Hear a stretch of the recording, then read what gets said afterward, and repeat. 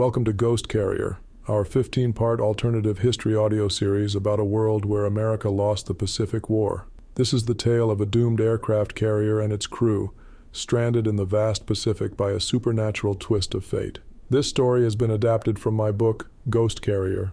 You can purchase the full version in paperback, Kindle, or audiobook from the links in this episode's description. I'm Robert Child, and episode 14 will begin in a moment. Summer is a great time for catching up on military history, and my book about the 7 Black Medal of Honor recipients of World War II, Immortal Valor, has just been released in paperback. Immortal Valor chronicles these timeless heroes' life journeys through all the pain and struggle until their ultimate triumphs. I hope you pick up the new paperback version, hardcover or audiobook, available in stores and online.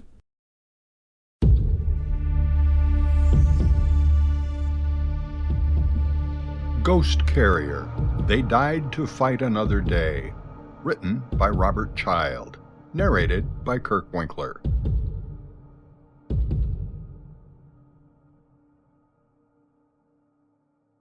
Dayton, Ohio.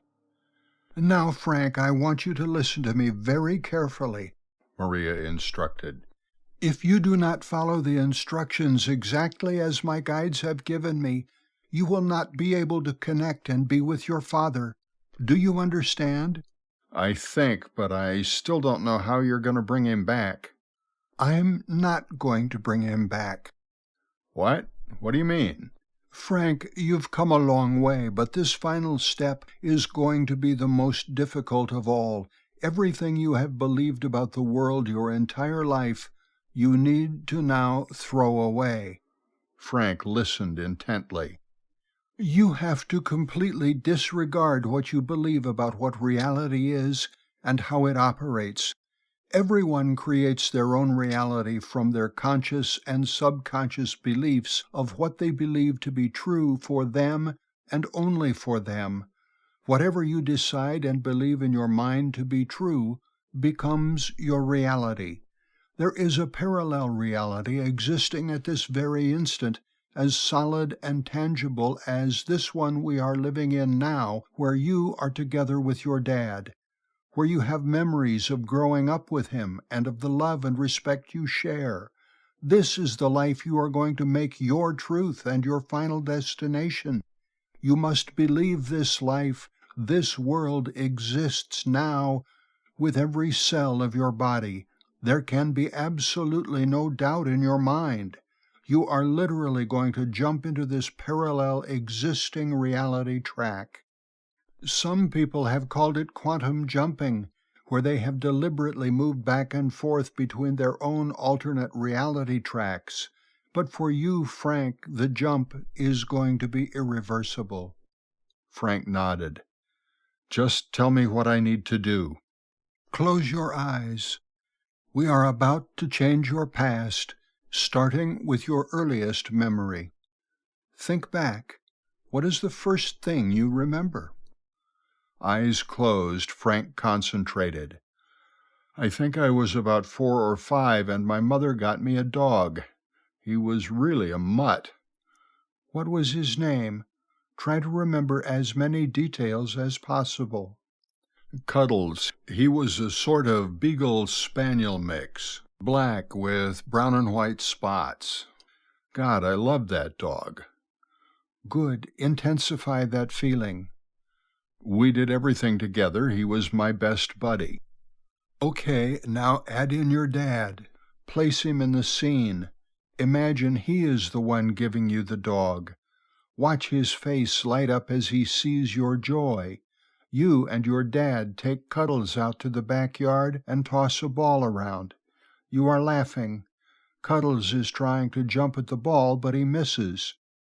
Yes, I can see it. What is your dad saying? He's saying, Frankie, you have to teach this dog some tricks. Can you do that, son? I say, sure, Pop, I can do it, sure. Okay, stay in this scene a few moments longer, then I am going to move you forward in time. Frank's face exhibited pure joy. He was living this new memory from more than 6 decades earlier, enjoying time with his father and his new dog. Okay, Frank, we are moving forward in time. Keep your eyes closed. Your first bike, do you remember it? You bet I do. It was a fire-engine red Roadmaster luxury liner with black handlebar grips and a tan seat. It had these springs on the front frame to cushion bumps. It was awesome. That's great, Frank. I can really picture it. Now place your dad beside you. He is steadying you with one hand on your back and another on the handlebar. Can you see him? Sure can, Frank said without hesitation. What is he saying to you? He's saying, "You're too old for training wheels now, son. Once you learn to ride a bike one time, you'll never forget. I'll be right beside you running while you pedal. When you get up enough speed, I'm going to let you go, okay?" Katie smiled across at Frank. He was really living this. He was really there. Okay, what happens next, Frank? Maria asked. I start pedaling. He runs beside me for a bit, then lets me go. I can't believe it. I'm riding it all by myself. It's unbelievable. I'm doing it. Okay, look back at your dad. Describe his face. Frank leaned forward in his chair, his eyes still closed, and turned his body around, looking back. He's grinning ear to ear, clapping and shouting, "Way to go, Frankie boy, way to go!" Katie, enjoying the vision Frank was painting, saw a single tear rolling down Frank's right cheek. "God, Dad looks so happy, and I feel so proud of myself. I'll never forget this moment, ever." Maria looked over at Katie with a knowing nod. This was going very well. Kalaupapa Peninsula. Joe stood up and followed the Admiral, but took a last glance back at Theo. He realized the storm had completely stopped and the skies were clearing in the east out over the ocean. He, the Admiral, and their fellow sailors scrambled down toward the beach. As they approached the water, a shimmering 15-foot figure appeared with hands outstretched. Joe saw him first. Saint Damien. "Admiral, that's Saint Damien," he said as they moved toward the figure. It was translucent and had a golden aura. "My beloved, it is your time to return home," Saint Damien said in a comforting but booming voice that echoed down the beach. The lepers arrived at the spot where Joe and the Admiral stood with the rest of the men.